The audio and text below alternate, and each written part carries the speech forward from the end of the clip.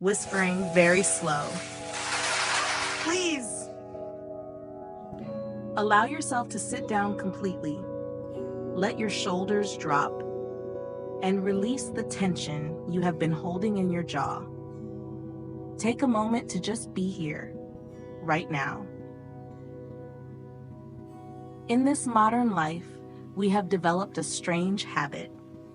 Whenever an uncomfortable feeling arises, whenever a wave of anxiety, loneliness, or boredom washes over us, our hands instinctively reach for our phones. We scroll through endless feeds of short videos, we check emails we don't need to read, or perhaps we open the refrigerator even when we are not hungry. We turn on the television not to watch a beautiful story, but simply because the noise in the room is better than the noise inside our own heads. We are constantly running away from ourselves. We treat our inner discomfort as a mistake, a flaw in the system that needs to be fixed or drowned out immediately. But let me tell you something comforting. You are not alone in this flight. And more importantly, having difficult feelings does not mean your life is broken. Thousands of years ago, the Buddha walked this earth. We often look at his golden statues and think he was entirely beyond human experience. But the truth is, the Buddha suffered too. He experienced physical illness. He felt the pain of betrayal from those close to him, and he witnessed the tragic loss of his own homeland. He did not live in a bubble of magic. He lived in the same fragile world that you and I inhabit. The difference was not that he avoided difficulties, but that he knew how to transform them into something wholesome. He taught us about the law of karma. Karma is not a cosmic punishment system. It is simply the law of action and reaction.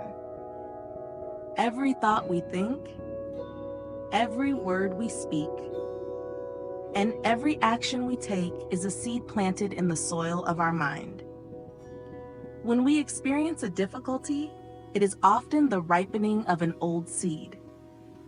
But how we react to that difficulty right now is the planting of a new seed. This is what we call wholesome karma. The conscious choice to respond to pain with understanding instead of reaction. To help us understand this, the Buddha shared a profound teaching known as the 2 arrows. Imagine you are walking through a forest, and suddenly, a stray arrow flies through the air and strikes you in the arm. The pain is sharp. It hurts deeply. This first arrow represents the unavoidable difficulties of life. It is the physical pain, the sudden loss of a job, the words of a harsh critic, or the natural sadness of a breaking heart. No one escapes the first arrow. But then, the Buddha asked a question. If a second arrow flies through the air and strikes you in the exact same spot as the first one, will the pain be twice as bad? The answer is yes. It is exponentially worse. And who fires the second arrow?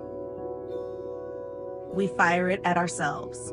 The second arrow is our mind's reaction to the difficulty. It is the voice that screams, "Why is this happening to me? This is unfair. This pain will last forever. I am a failure because I feel this way." The second arrow is the layer of anger, resentment, anxiety, and resistance that we wrap around our original wound. The first arrow causes pain. The second arrow causes suffering. Wholesome karma begins when we learn to stop firing the second arrow. We cannot always control the first arrow, but our reaction to it is entirely within our hands.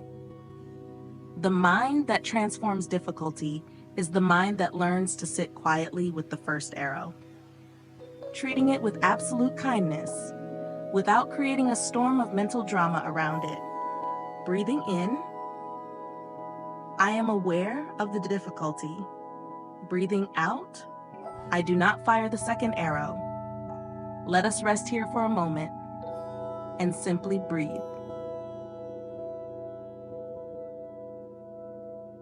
Warm, compassionate, steady rhythm. To truly transform our difficulties, we must change how we look at them. In our ordinary way of thinking, we tend to divide the world into things we want and things we want to destroy.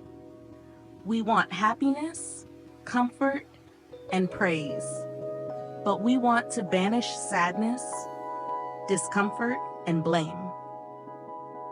We treat our negative emotions like garbage that needs to be thrown out of the house. But the mind of wholesome karma looks at the world with the eyes of a gardener. A good gardener never throws away the organic waste. They do not look at rotting food or decaying leaves with disgust. Why? Because the gardener knows the deep truth of interbeing. They see that today's garbage is tomorrow's compost. And tomorrow's compost is the nutrient that will feed beautiful flowers and delicious vegetables. Garbage and flowers rely on each other to exist. This is the beautiful truth behind the famous phrase, no mud, no lotus. We all admire the purity and elegance of the lotus flower blooming on the surface of a pond. But we must remember that the lotus cannot grow on a bed of marble. It cannot bloom on a sheet of pure gold. The lotus requires mud. Dark, heavy, smelly mud. Without that mud, there is no substance to sustain the roots. There is no nourishment to push the stem upward through the water. There is no flower. Your difficulties, your moments of deep anxiety, your heartbreaks, and your failures. They are the mud of your life. They are not a sign that your life is ruined. They are the raw materials for your awakening. If you try to run away from your mud, if you try to scrape it off and pretend it doesn't exist, you are also throwing away the very soil that can grow your compassion, your wisdom, and your inner stability. When a wave of anger or sorrow arises, sight 1, the untrained mind reacts by fighting it. We try to suppress it, or we blame someone else for making us feel this way. That is unwholesome karma. The mind that transforms difficulty takes a completely different path. It stops fighting, it steps back, and it embraces the emotion with absolute gentleness. Imagine a mother resting in her living room, and suddenly she hears her baby crying in the next chamber. What does a loving mother do? She does not get angry at the baby. She does not throw the baby into the trash. She does not lecture the baby about why crying is irrational. No, she drops whatever she is holding, walks into the room, and gently picks up the child. She holds the baby close to her chest, letting the warmth of her body soothe the little one. Even before she knows why the baby is crying, whether it is hungry, cold, or had a bad dream, her very act of holding the baby brings immediate relief. Your anger, your fear, and your grief are your inner children. They are crying out because they are hurt. When they appear, do not fight them. Do not tell yourself you shouldn't feel this way. Instead, bring your awareness back to your body. Breathe deeply and say to your emotion, whispering, "My dear anger, I know you are here, long. I am not running away from you anymore. I am here, and I will take good care of you. Your mindfulness is the mother.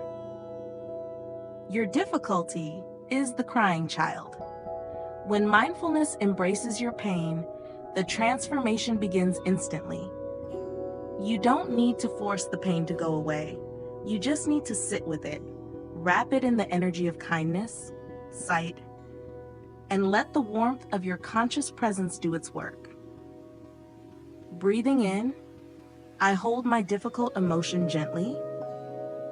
Breathing out, I feel the mud beginning to nourish the lotus. Let us rest in this warm embrace and simply breathe. Now, let us open our awareness wider. Let us move from the quiet corner of our own heart and look at our relationships with the people around us. So much of our deepest pain comes from other people. A harsh word from a partner, a betrayal by a close friend, or the cold indifference of a family member. When someone harms us, our instinct is to lock our hearts, build a tall wall of resentment, and plan how to hurt them back. We believe that our anger is a shield that protects us. But in reality, holding on to onhun is like swallowing poison and expecting the other person to die.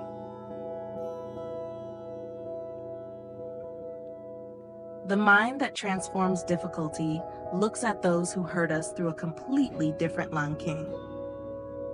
It asks a simple, sight-to, yet revolutionary question. Why do they act this way? When you see a person behaving with cruelty, arrogance, or jealousy, you must understand that they are not happy. A truly happy, peaceful person has no desire to make anyone else suffer. Only a person who is burning inside can pour hot coals onto the heads of others. Their harsh words and toxic behaviors are not signs of strength. They are the desperate cries of their own unhealed wounds. They are suffering so deeply, and they have so little capacity to manage their own pain that it overflows and burns anyone who stands too close. The Buddha often reminded his disciples of this truth through his encounters with those who tried to destroy him.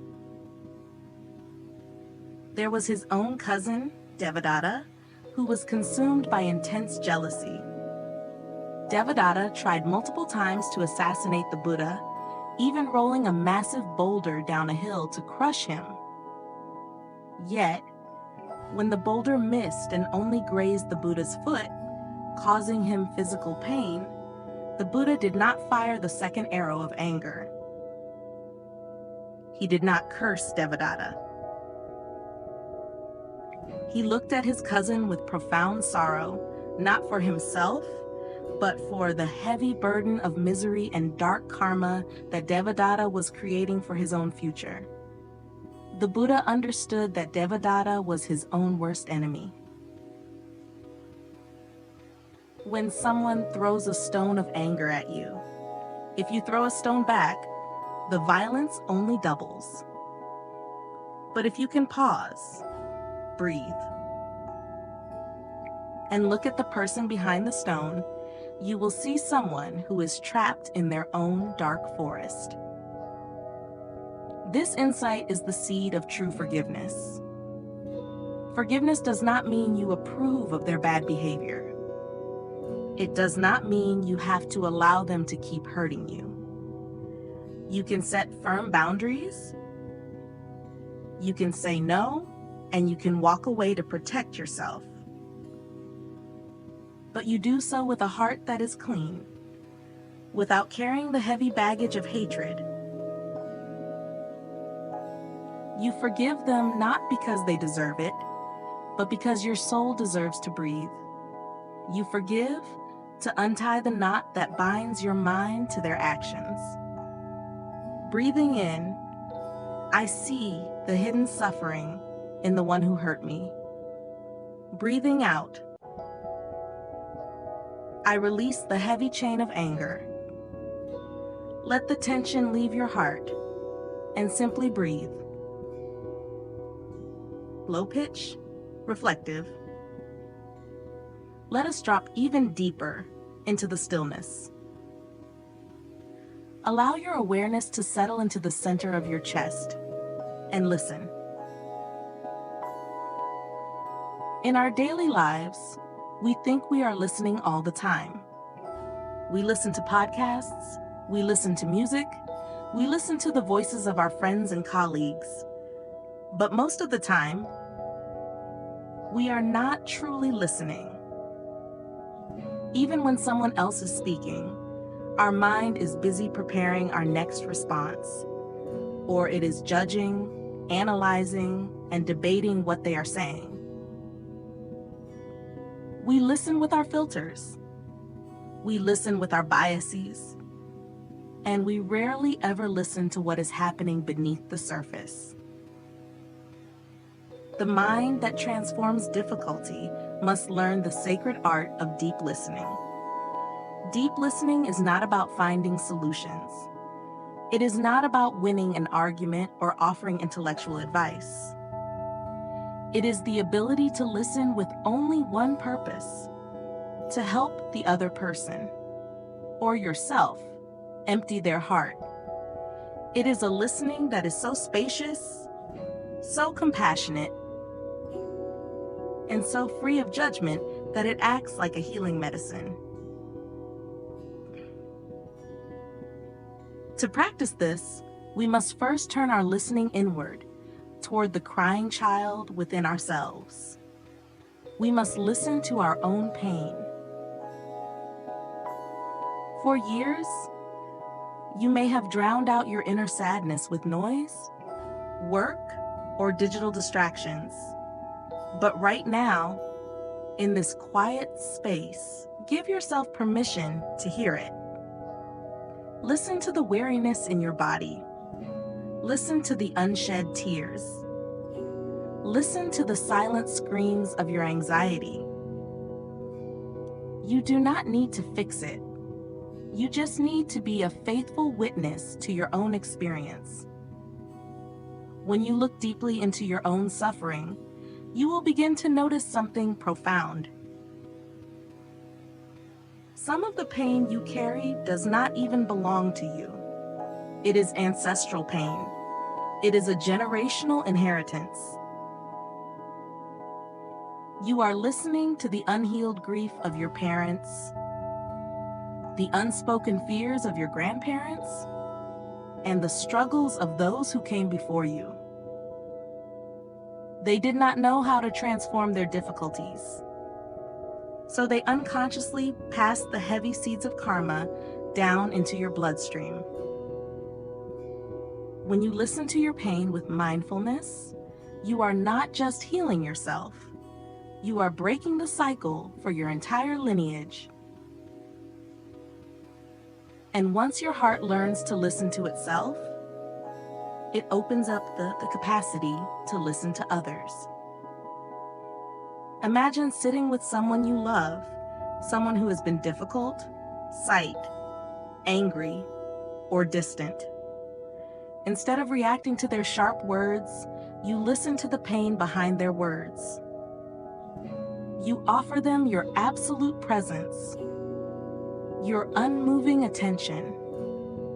You look at them and say in your heart, incredibly soft, I am here for you.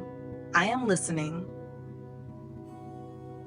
Tell me about your suffering. Just 1 hour of listening like this can completely transform a relationship. It dissolves the walls of isolation and brings two human souls back into the warmth of connection.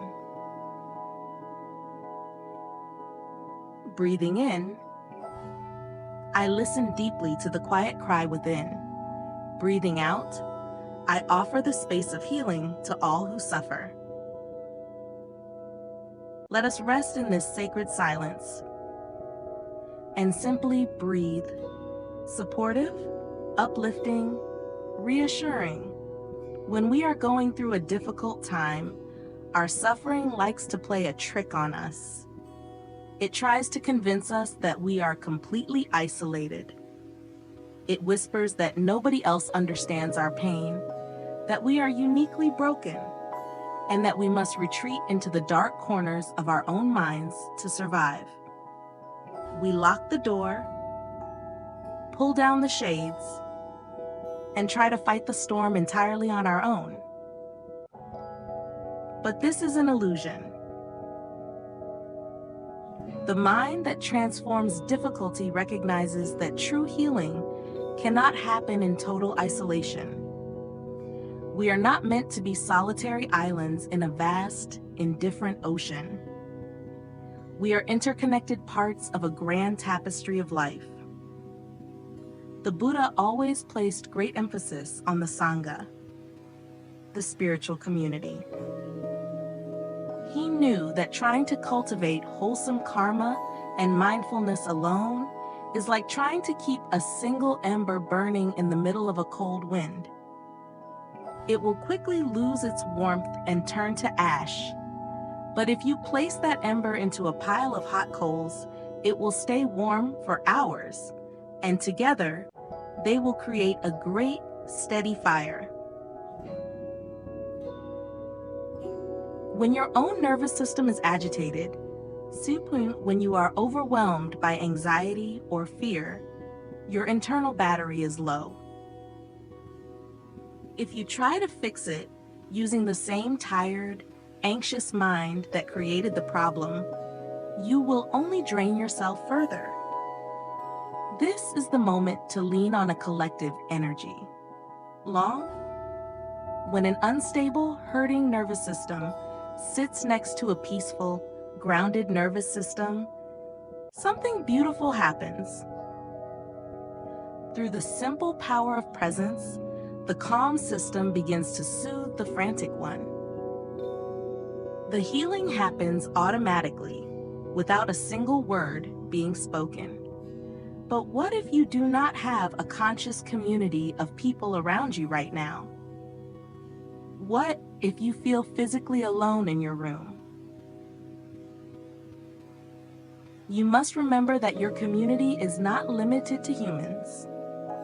You can find your refuge in Mother Nature. When the mental drama in your head becomes too loud, walk outside. Go sit at the base of an old, sturdy tree. Look at that tree.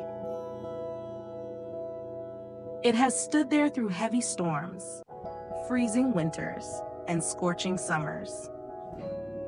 Yet, it remains anchored, peaceful, and deeply rooted.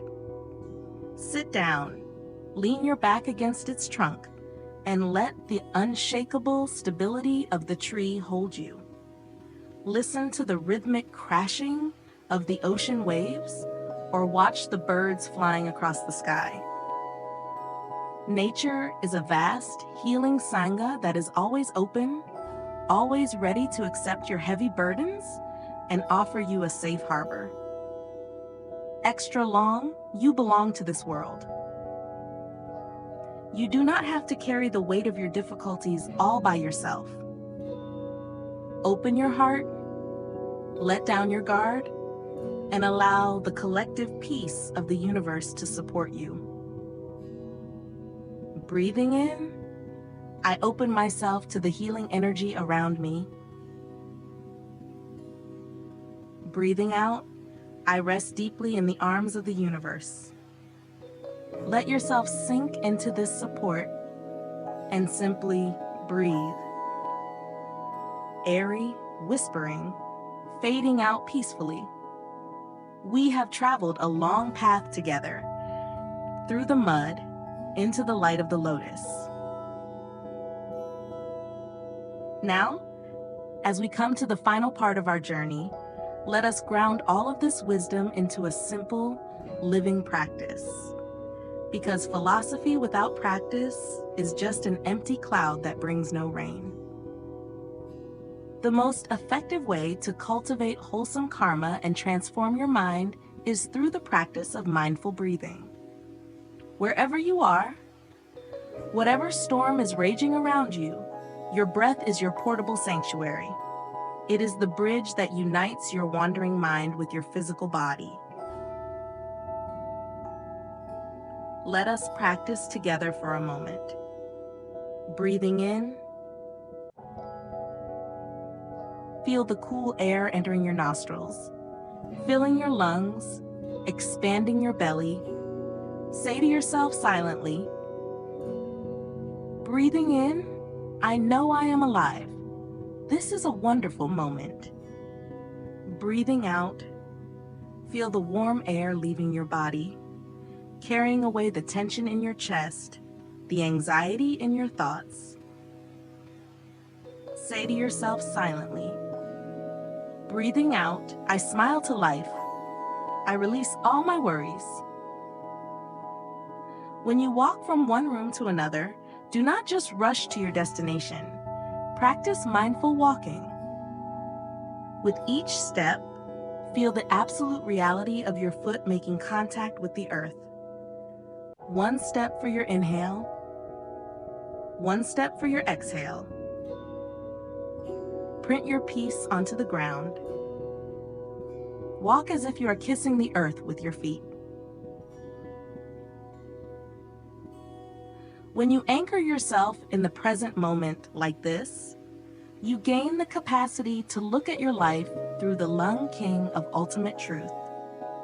And you can overcome the deepest, most terrifying fear of all, the fear of loss, the fear of failure, and the fear of ending. To heal this fear, look up at a cloud floating in the sky. A beautiful white cloud. One day, that cloud will no longer be in the sky. But does that mean the cloud has died? Does it mean it has vanished into nothingness? No. It is impossible for a cloud to die. It has simply transformed. It has become the gentle rain falling on the leaves. It has become the water flowing in the river. And it has become the warm tea you are holding in your hands right now. The cloud is still here, just in a different form. Your difficulties, your joys, and even your physical presence. Nothing is ever truly lost. Everything is in a constant state of beautiful, wholesome transformation. You are not just a small, fragile wave that rises and falls on the surface of the sea. You are the water itself. You are the vast, deep, unshakable ocean. Waves may come and go. Storms may agitate the surface. But deep down, in the core of your being, there is a peace that can never be broken. Trust your mind.